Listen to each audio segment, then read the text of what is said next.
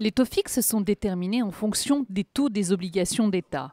Ils ne sont pas liés au taux de refinancement de la Banque centrale européenne. En revanche, les taux variables, oui. Depuis janvier déjà, anticipant un durcissement de la politique monétaire de la BCE, ces taux variables ont progressé de 0,5% en moyenne.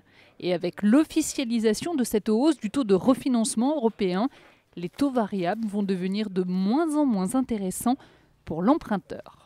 Les taux variables sont aujourd'hui inférieurs de 0,50 points au taux fixe. Si la Banque centrale continue à augmenter son principal taux directeur, on va pouvoir se retrouver dans une situation assez exceptionnelle d'inversion de la courbe des taux. C'est-à-dire que les taux variables seront de nouveau supérieurs aux taux fixes, comme ça avait été le cas en 2008. Pour pallier cette augmentation des taux, il y a aussi une solution, rallonger la durée de vie de son emprunt. En 2008, on atteignait 22 ans en moyenne. Aujourd'hui, on est redescendu sur 19 ans. Donc il reste une marge de manœuvre. On peut augmenter sa durée de prêt en faisant bien sûr attention au coût du crédit. Il est donc encore possible d'emprunter à des niveaux raisonnables.